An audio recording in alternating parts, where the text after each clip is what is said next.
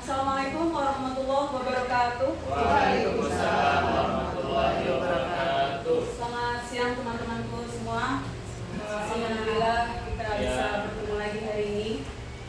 Izinkan saya hari ini berdiri di depan untuk menyampaikan apa yang sudah saya dapat ketika saya pelatihan. Saya ingin mensosialisasikan materi yang saya dapat di pengimbasan guru penggerak di pelatihan tanggal 9 November 2023. Saya akan coba menyampaikan yang saya terima. Modul yang pertama adalah melalui keyakinan kelas yang kemarin saya dapat di Pusat Pelatihan dan Pengembangan Pendidikan P4 di Jakarta Utara. Baik, Pak Jul, langsung. Ya. Tujuannya, peserta dapat menganalisis pentingnya memiliki keyakinan sekolah, kelas sebagai fondasi dan arah tujuan sebuah sekolah atau kelas yang akan menjadikan landasan dalam memecahkan konflik atau permasalahan di dalam sekolah atau kelas. Kedua, peserta dapat menjelaskan proses pembentukan dari peraturan-peraturan beralih ke keyakinan kelas. Peserta akan dapat berpikir kritis, kreatif, reflektif, dan terbuka dalam menggali nilai-nilai yang dituju pada peraturan yang ada di sekolah mereka masing-masing. Keempat, peserta dapat melakukan simulasi pembuatan atau perumusan keyakinan kelas. Nah, keyakinan kelas ini, waktu sebelum kurikulum merdeka, itu biasanya adalah peraturan kelas yang diciptakan di kelas. Tetapi ketika kurikulum merdeka, kata-kata peraturan ini tidak digunakan lagi, tetapi berubah menjadi keyakinan kelas. Ya, kenapa pakainya keyakinan? Di sini ada perbedaannya. Peserta dapat menganalisis pentingnya memiliki keyakinan sekolah atau kelas sebagai fondasi dan arah tujuan sebuah sekolah kelas. Ini tadi sudah saya bacakan. Next. Latar belakangnya adalah menciptakan suasana positif di lingkungan sekolah, memiliki urgensi tinggi karena lingkungan sekolah sebagai tempat peserta didik belajar harus dapat menghadirkan suasana yang kondusif, aman, nyaman, dan menyenangkan, agar peserta didik merasa betah untuk belajar berlama-lama di sekolah tanpa rasa tertekan. Penciptaan suasana kondusif, aman, nyaman, dan menyenangkan dapat dilakukan oleh pendidik melalui keteladanan terkait kedisiplinan, memulai pembelajaran dengan kesepakatan, memberikan kesempatan yang sama dalam berpendapat, dan dalam memberikan pelayanan yang selalu berusaha memiliki strategi pembelajaran yang sesuai dengan karakteristik, potensi, kebutuhan peserta didik, agar peserta didik enjoy dalam belajar tanpa ada ketetapan kesepakatan.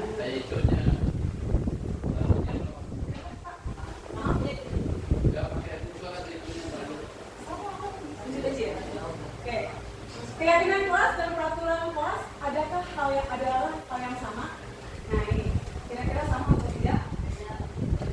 Tidak ya, ternyata ada perbedaannya antara keyakinan kelas dan peraturan kelas. Jadi jawabannya pasti sama, salah berarti jawabannya. Next, tadi kan itu kan tentang keyakinan kelas dan peraturan tidak ya. Nah saya kemarin udah bikin itu modul aja itu ada membuat kesepakatan kelas. Apakah keyakinan kelas dan kesepakatan kelas itu sama? ya, sama persis. Waktu di materi yang saya terima juga ada yang bertanya juga apa bedanya sih kesepakatan sama keyakinan. Nah ternyata kita menggunakan kata keyakinan. Di sini penjelasannya, Ajul, ke slide dulu. Ya. Mengapa kita memiliki peraturan harus, nah di sini ya, ini contohnya kalau kita pakai kata peraturan. Mengapa kita memiliki peraturan harus menggunakan helm bila mengendarai kendaraan roda 2? Mengapa kita memiliki peraturan 3M menggunakan masker, mencuci tangan, dan menjaga jarak? Mengapa kita memiliki peraturan harus datang ke rumah pada saat mengikuti pelatihan? Ini akan kita kelihatan perbedaannya. Ajul, saya lagi. Nah di sini ada nilai kebajikan atau keyakinan yang ingin diangkat di kurikulum ABK. Tidak hanya peraturan-peraturan tersebut. Menggunakan helm saat mengendarai motor, ini peraturan. Membuang sampah pada tempatnya, dilarang menggunakan kata-kata kasar, jangan berlari di kelas atau koridor, juga peraturan. Naik lagi pada slide-nya.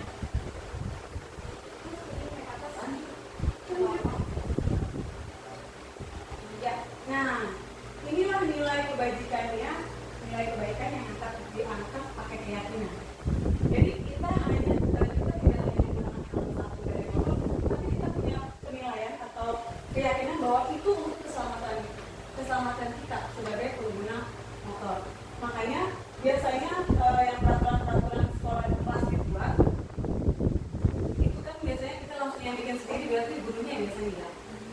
biasanya kita yang buat sendiri kan? Enggak. Kebanyakan.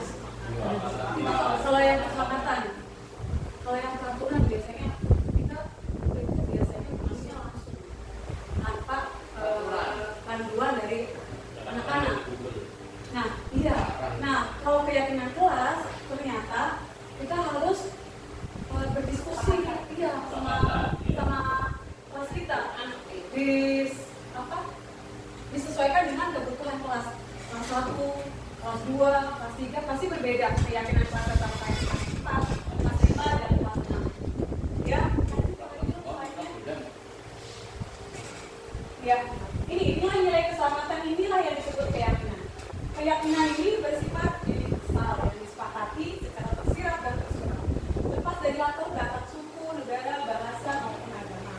Nilai-nilai kebajikan universal memperhatikan dan penekanan pada keyakinan atau nilai-nilai yang dianut seseorang akan lebih termotivasi daripada seseorang akan lebih tergerak dan bersemangat untuk menjalankan keyakinannya daripada hanya sekedar mengikuti serangkaian peraturan tertulis tanpa makna.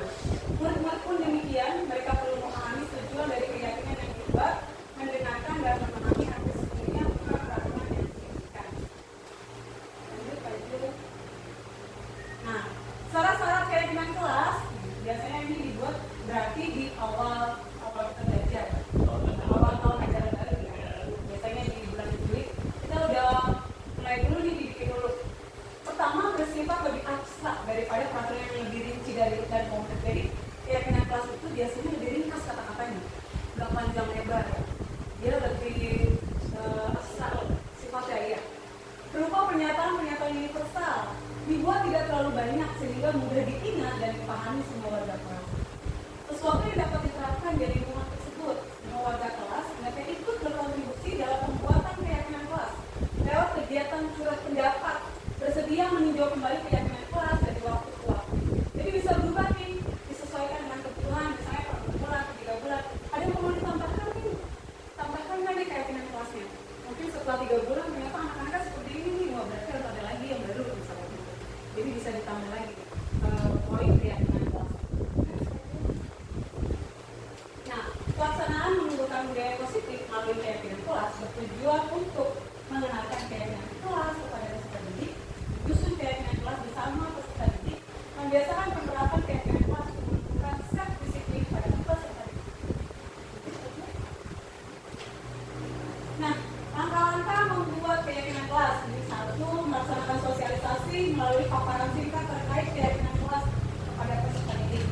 Berarti grupnya menceritakan dulu secara global apa yang mau dibangun, apa yang mau dibuat untuk kesepakatan kelas bareng-bareng. Kita bikinnya apa aja nih? Nah, nanti setelah itu kita ini dimintai bercurhat pendapat atau mintai pendapatnya masing-masing. Baiknya apa untuk keyakinan kelas. Mencatat semua masukan dari peserta didik, kemudian ganti kalimat dari bentuk negatif menjadi kalimat positif. Ya, ini tidak ada kalimat negatif. Kemudian tinjau ulang keyakinan kelas secara bersama-sama. Kemudian keyakinan kelas yang disetujui dibuat dalam bentuk poster. Keyakinan kelas selanjutnya bisa diletakkan di dinding kelas di tempat-tempat yang mudah dilihat semua warga kelas. Ya, seperti di ruangan ini juga sudah ada salah satu contoh, tapi ini masih memakai kata kesepakatan kelas. Nah, dari Merdeka, Unita yang dipakai adalah kata keyakinan kelas. Nah, ini contoh-contoh keyakinan kelasnya. Peduli dengan teman, poinnya satu. Jadi dia abstrak. Peduli dengan teman itu bisa apa? Tidak berantem, ada perhatian sama teman. Jadi secara global ya. Peduli dengan teman. Yang kedua, saling membantu. Misalnya tidak berusaha dengan teman, bekerja sama dalam tiket atau apa, ada kegiatan di kelas, saling membantu. Komitmen terhadap setiap tugas, rajin mengerjakan PR, ya, atau tugas-tugas yang diberikan dari gurunya. Ini komitmen terhadap setiap tugas. Dan ini yang boleh menghormati dan menghargai orang lain. Tidak meledek temannya, tidak membuli. Ini masuk di sini. Kemudian melakukan yang terbaik. Nah, ini adalah kata-kata yang biasa digunakan buat keyakinan kelas.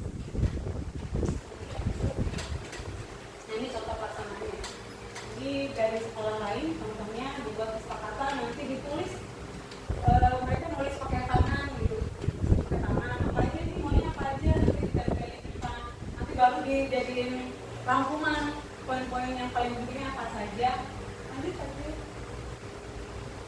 ya dibuat keterlibatan semua mahasiswa yang di dalam kelas. Lanjut lagi baju kegiatan-kegiatannya. Ini kegiatan-kegiatan kelas, ini lebih spesifik, tampak seperti dan tidak tampak seperti. Yang positif datang tepat waktu, yang negatifnya sering hadir terlambat. Nah ini yang diharapkan tidak dilaksanakan di kelas yang negatif. Menyapa teman, memberikan barang teman yang kalian indah dan mengucapkan terima kasih. Kegiatan nampak atau seperti tidak nampak seperti. Ini juga ada juga biasanya ini di kelas 1 dan 2. Jadi ada kata-katanya supaya mereka lebih paham. Itu baju lagi ini sama tadi ya. Nah ini ada tabel. Di sini terdengar atau orang berbicara, ini saya bantu, kita bisa selesaikan ini bersama. Terima, tolong ya, boleh saya berikan, nanti akan segera saya kembalikan. Ini adalah kata-kata positif yang kita bangun apabila terjadi sikap atau masalah yang ada di dalam kelas. Lanjut lagi Pak Ju.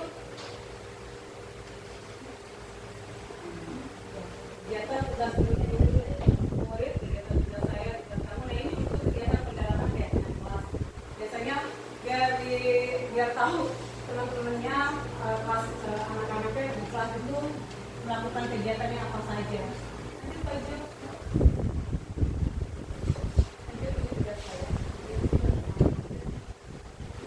Ya oke, untuk yang poin keyakinan kelas, apa teman-teman sudah paham atau mungkin yang mau seperti apa, atas masukan, kita sama-sama belajar. Keyakinan beda nggak sama tata tertib tadi?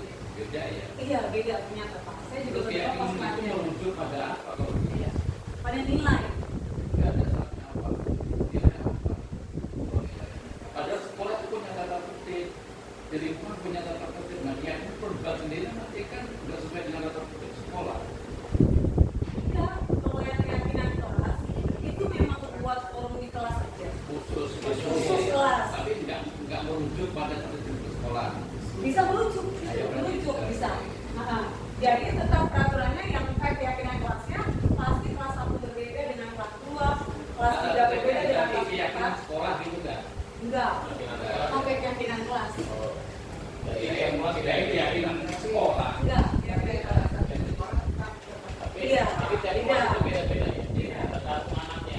Iya, kelas 1, kelas 6 pasti kan keyakinannya beda. Kalau anak kelas 1 kan masih seperti apa, bisa lebih paham. Udah? Oke, lanjut Pak Jo, slide kedua. Materi 1 Pak Jo.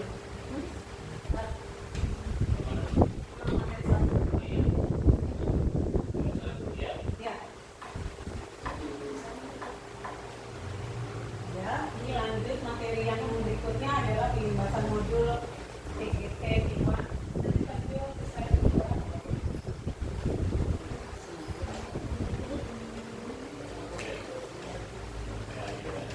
Ya, ini materi yang saya dapatkan kemarin. Pertemuan, disiplin positif, nilai kebaikan, motivasi, dan lanjut aja yang ini. Nah, ini kemarin juga saya melakukan pengenalan dengan sekolah-sekolah lain.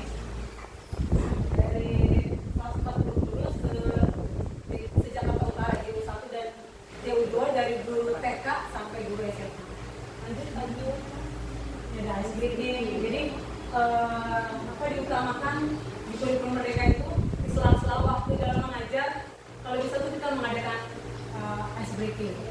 Walaupun cuma 1 menit, cuma 2 menit, katanya untuk merefleksi anak-anak, jadi gak bosan, katanya harus ada ice breaking. Iya, kita juga belum bikin Pak Jo. Ya, lanjut. Nah, di sini juga ada kenalan peserta, kenalan satu sama lain. Lanjut Pak Jo.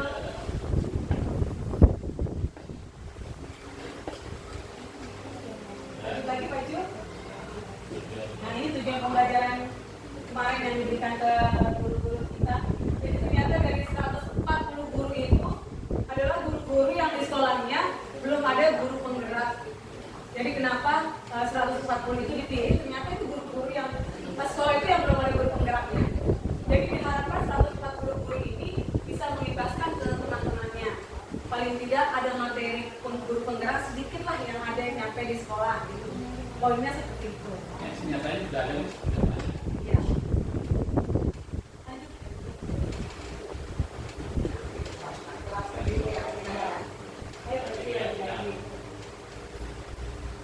Nah ini kemarin sesinya per 45 menit. Oke lanjut Pak Jul di materi budaya positif sekolah. Nah ini adalah budaya positif di sekolah.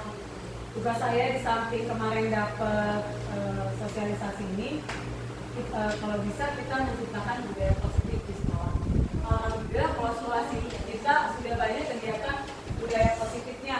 Misalnya setiap hari apel, baik upacara bendera itu kan udah kebiasaan itu masuk budaya positif di sekolah. Kemudian kadang kalau hari Rabu kita juga kebiasaan positif pramuka, Selasa ada olahraga, kemudian Jumat ada rohani. Kadang kegiatannya baik agama Kristen dan agama Islam itu berbeda, tetapi itu adalah budaya positif di sekolah yang memang diharapkan lebih banyak ada di sekolah. Mengikuti kurikulum Merdeka ini memang menciptakan budaya positif di sekolah. Lanjut. Budaya positif di sekolah ini ternyata pemikiran dari Bapak Ki Hajar Dewantara. Ya, Dewantara ya Pak. Menyediakan lingkungan yang aman dan nyaman, serta menyediakan pembelajaran yang berpihak pada murid sesuai dengan kodrat. Lanjut Pak Jul. Nah, ada pertanyaan ini, teman bisa dijawab. Tidak ada hukuman dapat mendisiplinkan anak. Hukuman dapat mendisiplinkan anak, setuju atau tidak? Ya. Kemarin itu jawabannya banyak yang iya, tapi ternyata tidak jawabannya. Ya, ternyata hukuman itu tidak dapat mendisiplinkan anak. Tidak dapat hukuman sendiri. Jadi itu hanya sifatnya sementara. Hanya dia nggak akan langgeng mengikuti mendisiplinkan dirinya. Kemudian hukuman dengan hal positif seperti membaca atau membersihkan halaman sekolah, apakah dapat meningkatkan disiplin anak? Ini pertanyaan yang kedua, teman-teman, kira-kira jawabannya apa? Gimana? Dia berawasi. Iya, bisa jadi iya, sama seperti saya waktu itu menjawab. Ya, makanya bisa jadi iya, bisa jadi tidak. Tapi ternyata jawabannya lagi tidak. Ya, yang ketiga, memberikan penghargaan dapat meningkatkan motivasi dari anak. Nah, setuju nggak ini? Setuju. Nah, sekali lagi, jadi ternyata tidak boleh memberikan penghargaan, reward kepada anak untuk motivasi. Jadi itu dia tidak ikhlas. Dia tidak membangun dirinya untuk berbuat positif. Kemarin juga dia anaknya, ini gimana motivasi pada dia? Iya, bahkan permen pun, teman-teman, ya, bahkan permen pun tidak boleh diberikan kepada anak. Walaupun anak itu berprestasi. Jadi Ujian boleh. Ujian. Hanya bernada Tidak berupa materi, tidak berubah materi. ujian saja. Sama sekali di kurikulum Merdeka yang saya terima kemarin tidak membenarkan memberikan penghargaan berupa materi. Jadi harus berupa barang. Jadi hanya ujian, penilaian positif kepada anak. Jadi dia mulai dilatih dari kecil untuk mendidik dirinya menjadi lebih baik tanpa perintah orang lain, tanpa harus mendapatkan apa dari orang lain. Jadi harus dibangun dari diri anak itu sendiri, bahwa dia baik untuk dirinya sendiri. Saya berprestasi buat saya sendiri gitu. Jadi orang lain tidak perlu memberikan hal yang lebih. Jadi ditanamkan dari sejak ini untuk seperti ini. Ya, ini adalah makanya materi ini disampaikan di momen kemarin karena hal inilah yang banyak belum diketahui sama guru-guru yang sekolah-sekolah yang lain. Jadi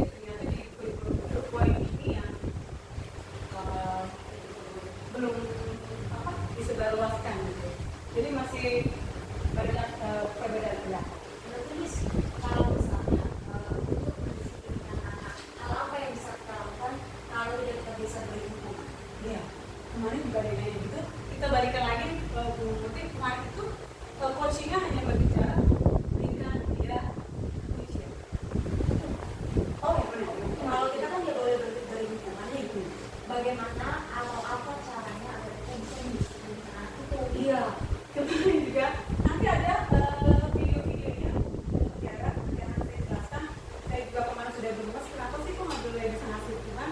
Ya kan? Karena kita paling guru sekarang, termasuk saya pribadi, pasti selalu memberikan hukuman kalau anak dulu batiknya. Nggak boleh berarti. Nanti ada contoh-contoh videonya. Dia coret-coret suruh lari-lari tuh anak muridnya. Nanti ada contohnya ya Bu Tiara. Ya, sama seperti saya juga teori kontrol itu. Prinsip leadership. Bila kita ingin membuat kemajuan perlahan, sedikit-sedikit ubahlah sikap atau perilaku Anda. Namun bila kita ingin memperbaiki cara-cara utama, maka dapat perlu membuka kerangka acuan kita. Ubahlah bagaimana Anda melihat dunia, bagaimana Anda berpikir tentang manusia, ubahlah paradigma Anda sebagai pemahaman dan penjelasan konsep tertentu tentang realisme. Lanjut. Nah, ini perubahan paradigma dari stimulus respon sama teori kontrol. Kita menganggap, kebanyakan guru menganggap ini stimulus respon sudah betul, tapi ternyata harus pakai yang teori kontrol. Misalnya setiap orang memiliki realitas kebutuhan yang sama. Ternyata menurut teori kontrol, setiap orang memiliki realitas kebutuhan yang berbeda. Yang kedua, semua orang lihat hal yang sama. Setiap orang memiliki gambaran yang berbeda. Kita mencoba mengubah orang agar berpandangan sama dengan kita. Teori kontrol mengatakan kita berusaha memahami pandangan orang lain tentang ini. Perilaku buruk dilihat sebagai suatu kesalahan. Sementara di teori kontrol, semua perilaku memiliki tujuan. Jadi walaupun kita nilai buruk, itu pasti dia ada tujuan untuk kenapa dia berbuat seperti itu. Kita harus menilai seperti itu coba. Agak berat ya teman-teman. Kemudian orang lain bisa mengontrol saya. Ternyata hanya Anda yang bisa mengontrol diri Anda. Saya bisa mengontrol orang lain. Ternyata Anda tidak bisa mengontrol orang lain. Saya bisa mengontrol orang lain. Ya tadi sudah. Pemaksaan ada pada saat bujukan gagal. Nah, biasanya kita maksa nih. Kalau bujukan kita udah gagal sama misalkan kita bujuk ya. Kita bujuk, kita baik-baikin. Ya, kamu sudah kan ini. Ternyata nggak berhasil. Langsung kita paksa. Udah, pokoknya apa-apa kerjain. Ternyata harus ada kolaborasi dan konsensus menciptakan pilihan-pilihan baru. Terakhir model berpikir menang atau kalah, ternyata model berpikirnya harus menang dan menang. Jadi kita berpikirnya menang dan menang. Disiplin. Apakah strategi penerapan disiplin di sekolah kita telah efektif? Jika sudah efektif, perilaku apa yang menunjukkan bahwa disiplin di sekolah sudah efektif? Jika belum efektif, apakah masih perlu ditinjau ulang dan diubah? Nah, ini adalah disiplin di sekolah kita. Kalau memang sudah baik, kita lanjutkan perilaku apa saja yang sudah menunjukkan hal disiplin dan apa yang perlu ditinjau ulang. Yang kedua, apa sesungguhnya arti dari disiplin itu sendiri berkaitan dengan nilai-nilai kebajikan universal. Lanjut, mungkin. Ya, di sini juga dari Hajar Dewantara, makna disiplin. Merdeka itu artinya tidak hanya terlepas dari perintah, akan tetapi juga cakap buat pemerintah diri sendiri. Ini adalah makna disiplin yang disampaikan oleh Hajar Dewantara. Nah, disiplin positif adalah pendekatan dalam mengelola perilaku individu, terutama anak-anak dengan mengedepankan pemahaman, empati, dan komunikasi yang baik. Pendekatan ini berfokus pada memberikan pengarahan, panduan, dan konfigurasi yang sehat untuk mengajarkan individu tentang tanggung jawab dan akibat dari tindakan mereka. Pentingnya disiplin positif. Pembelajaran menjadi lebih efektif, mengembangkan empati, membentukkan karakter yang kuat, dan pencegahan perilaku negatif. Ini ada poin-poin penjelasannya.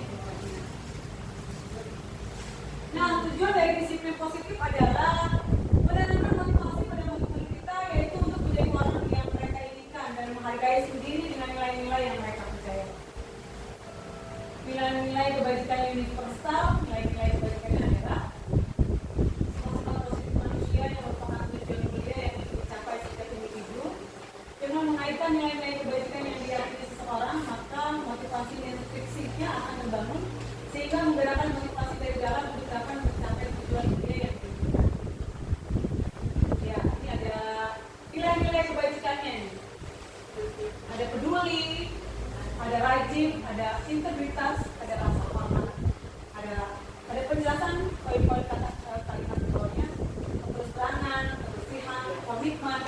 dari peduli. Ini untuk actual kita membuat keyakinan kelas juga bisa diambil dari sini. Nilai-nilai kebajikan Yudi besar, ada 9 pilar karakter. Ini ada cipta Tuhan dan segenap ciptaannya.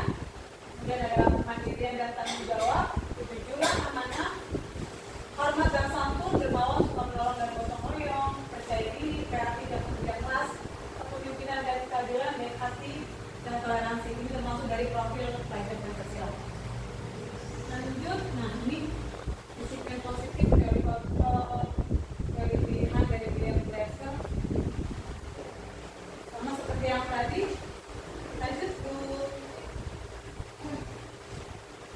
Ya, ini adalah perubahan paradigma kegiatan kepala nama.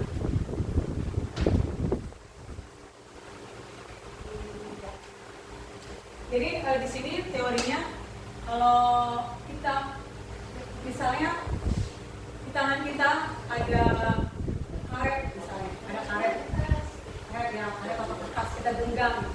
Terus kalau misalnya tiba-tiba ternyata Buis pengen buka. Kalau kita berkeyakinan teguh, dia nggak mau buka. Okay? Buka, aku mau karetnya gitu misalnya. Nah, kalau si yang megang tangannya kepala lebih kuat, berarti dia tidak mau memberikan karetnya kepada Buis. Tapi kalau nanti ternyata Buisnya, udah nanti aku bayar 2.000. Nah, dia masih berpegang teguh atau tidak dengan keyakinan tadi. Ya ternyata dia berubah. Aku mau boleh 2.000. Dibukalah karetnya. Dia dikasih ke Buis karena dia ingin melalui 2.000. Tapi apa dia kan? Karena saya harus punya karet ini. Karena saya buat mengikat nanti. Saya nggak punya lagi karet ini. Makanya saya nggak mau kasih walaupun harus dibayar. Itu adalah paradigma untuk melatih anak kita bahwa dia tidak mudah untuk dirayu, disuap, atau membujuk atau diancam. Jadi harus punya keyakinan. Begitu harapannya. Nah itu ya ini tadi kontrol murid. Jadi harus buat orang merasa bersalah dapat menguatkan karakter. Nah ini kita bikin. Nah ini ada sesi berikutnya yaitu motivasi hukuman dan penghargaan.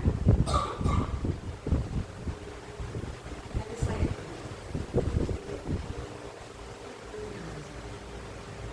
Skip dulu. Nah ini adalah video yang akan bisa kita pelajari untuk bisa membedakan mana guru yang bersifat hukuman, mana guru yang bersikap tenang, atau guru yang bersifat manajer. Kita termasuk guru yang mana? Nanti ada contohnya. Kira-kira kita masuk yang mana? Silakan mungkin.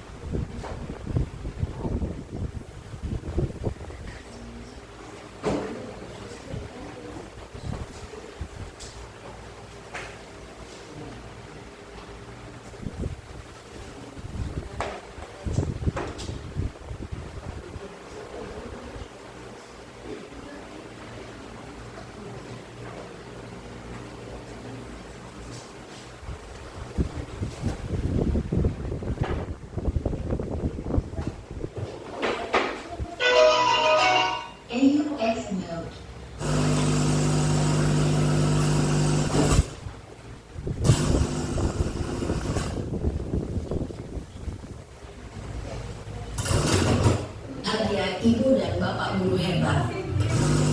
Pandisiplin positif restitusi, salah satu program yang dikembangkan adalah 5 posisi kontrol. 5 posisi kontrol dalam restitusi adalah proses perjalanan seorang pendidik agar dapat mengenali dirinya. Pada video kali ini, kita akan membahas tentang 5 posisi kontrol yang dikembangkan oleh Diane Gosser dan contoh penerapannya.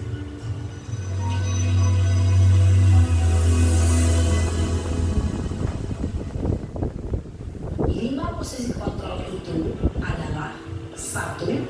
Posisi penghukum. 2. Posisi pembuat rasa bersalah. 3. Posisi teman. 4. Posisi pemantau atau monitor. Dan 5. Posisi manajer. Untuk lebih memahami kelima posisi tersebut, mari kita saksikan kasus Naren yang terlambat hadir 20 menit di sekolah dan melihat bagaimana kelima posisi kontrol dalam menghadapi masalah tersebut.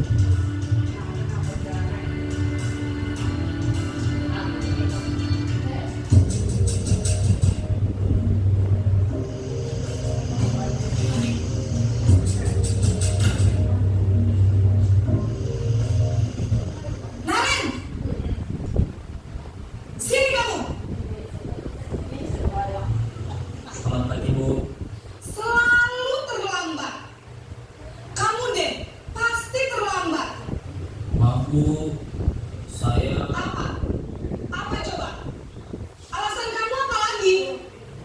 Kapan sih kamu tidak terlambat? Malas sekali ya kamu jadi anak.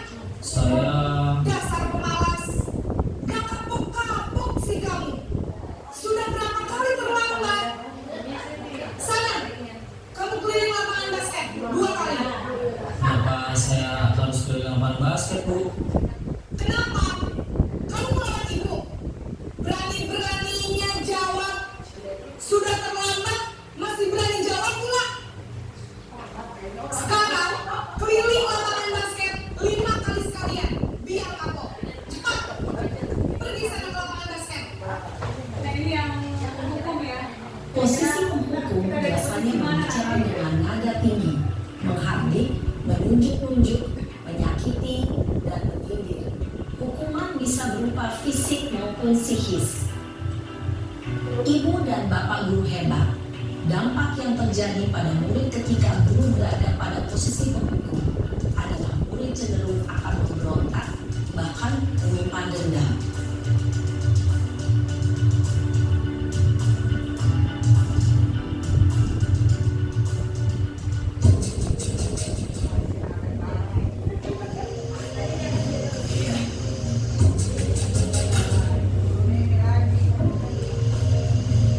Naren!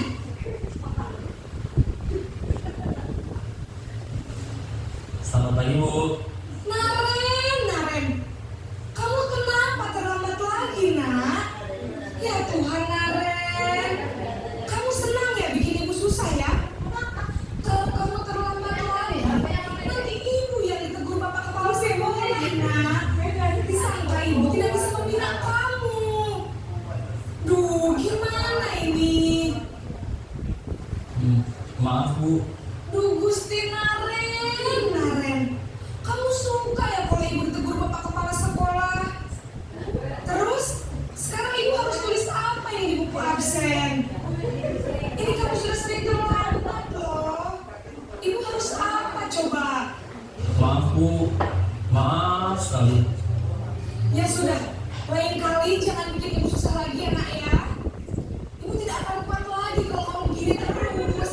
Bisa jantungan kalau ibu ditegur bapak kepala sekolah. Sana cepat, please. Maaf ya, Bu. Maaf sekali.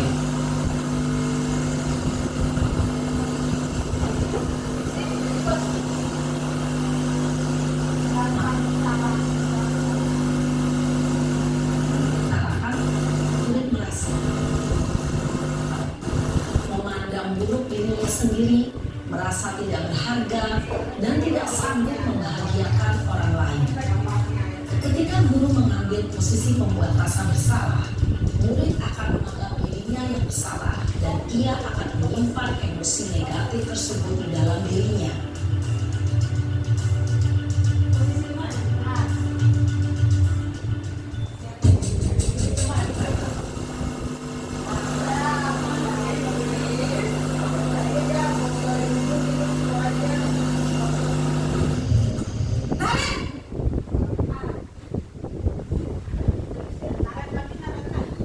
Selamat pagi Bu.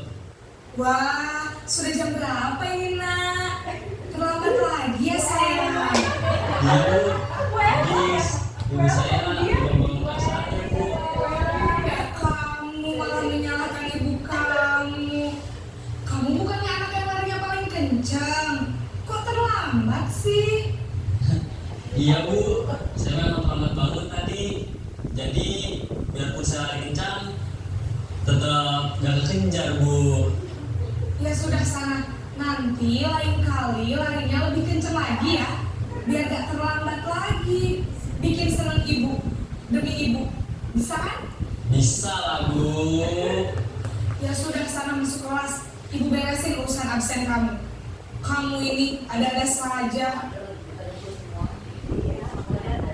Dalam posisi tenang, guru berbicara dengan nada suara ramah, akrab, cenderung bersenda gurau untuk menjaga suasana tetap santai. Murid akan merasa senang, aman, dan akrab dengan guru. Identitas yang dicipta adalah identitas sukses atau berhasil. Namun, perlu diingat, karena ini masih dorongan eksternal, maka ada faktor ketergantungan dari murid kepada orang tertentu.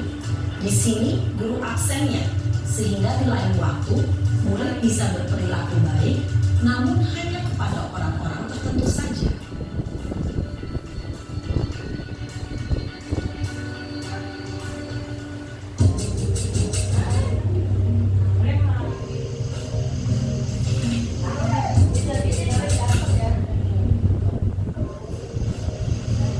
Naren!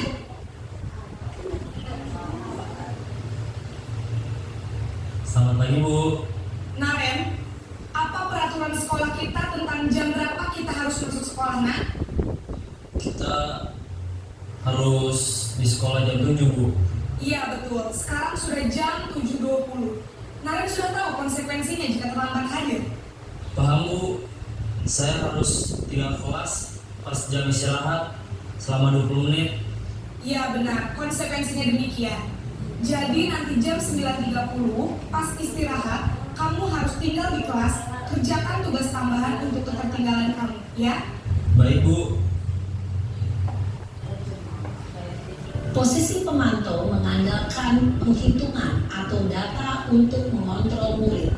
Guru mengarahkan murid berdasarkan peraturan dan konsekuensi. Seorang pemantau menunjukkan bahasa tubuh dan ekspresi wajah yang datar dan cenderung formal.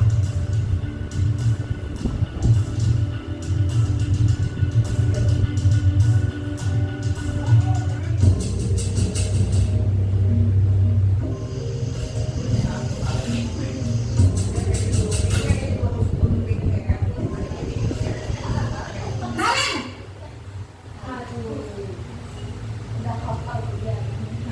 Selamat pagi Bu. Selamat pagi Naren. Maaf Bu, saya terlambat. Iya, sekolah masuknya jam 7, sekarang sudah jam 7.20. Jadi sekarang bagaimana ini Naren? Maaf Bu, saya lupa setel alarm saya semalam. Baiklah, menurut kamu, keyakinan sekolah yang mana yang perlu kamu tingkatkan? Menghargai diri sendiri dan orang lain mungkin ya Bu. Setuju. Jadi, apakah Naren meyakini prinsip saling menghormati tersebut? Iya Bu, saya meyakininya. Apakah Naren bersedia memperbaiki masalah keterlambatan ini? Bersedia Bu. Bagaimana kamu akan memperbaiki masalah keterlambatan ini? Saya akan coba untuk tidak lupa menyetel alarm saya Bu. Baik, kalau Naren lupa menyetel alarm di rumah, ada orang yang kira-kira bisa bantu mengingatkan tidak? Ada Bu, kakak saya, Kak Emma. Ada lagi selain Kak Emma? Selain Kak Emma, ada ibu saya. Baik, Jadi yang mengingatkan Naren adalah Kak Emma dan ibu kamu ya. Kira-kira akan mulai set alarm kapan nih Naren? Setelah pulang sekolah, akan segera saya lakukan. Baik, jadi Naren akan setel alarm untuk bangun besok pagi dan akan diingatkan oleh kakak dan ibunda Naren ya. Ada lagi yang mungkin perlu dilakukan Naren agar tidak terlambat bangun lagi?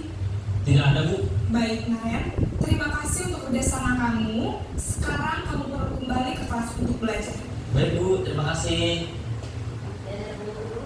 Posisi manajer adalah posisi kontrol yang disarankan untuk membimbing murid memiliki sikap disiplin yang positif, yaitu murid yang mandiri, bertanggung jawab, dan dapat memecahkan masalah.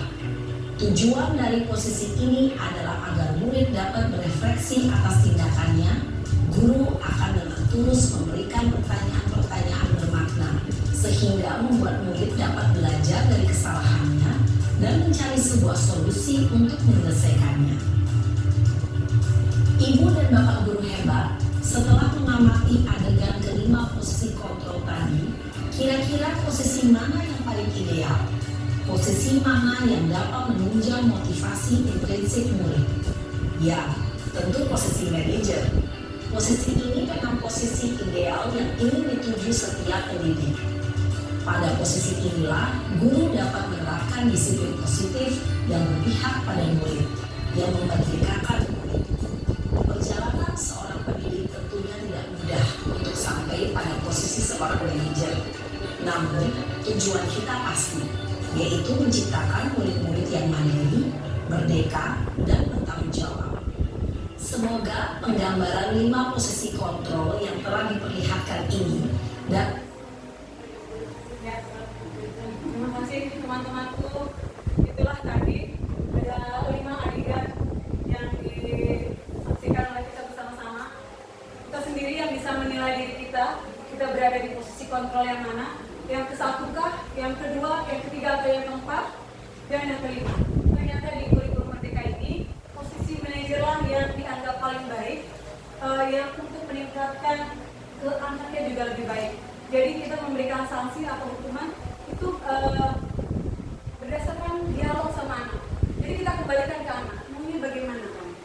Jadi kembalikan ke anak. Jadi bukan keputusan gurunya saja yang dibuat, kemudian langsung diterapkan ke anak, tapi kita minta pendapat dia. Supaya nanti ke depannya itu untuk meningkatkan yang tadi sudah disebutkan, dia akan lebih lama untuk mendisiplinkan dirinya dan menjadi peserta didik yang lebih baik. Dan kita juga membebaskan anak kita untuk memerdekakan sehingga mereka bisa lebih mandiri dan terus berbuat positif. Dari yang sudah saya sampaikan teman-teman, mungkin ada pertanyaan atau hal-hal yang ingin dipertanyakan?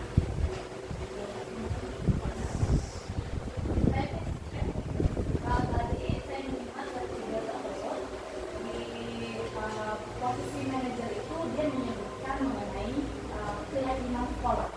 Tadi kan saya semua ada sama keyakinan sekolah atau keyakinan kelas. Tapi misalkan keyakinan kelas yang harus pada teman-teman di sekolah. Tapi tadi di situ disebutkan bahwa yang harus kita gunakan saat ini adalah alat tertentu kita punya keyakinan sekolah. Gimana ya? Ya, jadi berdasarkan kurikulum tadi semuanya ikut berubah. Jadi nanti sekolah pun punya yang namanya keyakinan sekolah. Iya, tata tertib itu memang harus diganti menjadi keyakinan sekolah. Dan itu yang belum kita buat. Kalau kita, tadi yang pertama, materi yang pertama yang saya jelaskan adalah untuk keyakinan di kelas. Jadi poinnya tetap nanti ada perubahan. Harus ada perubahan katanya, harus menggunakan kata-kata keyakinan kelas tadi. Jadi poin-poin besarnya ditulis, anaknya jadi udah mulai bisa membedakan nih, saya masuk yang mana nih, kalau saya melanggar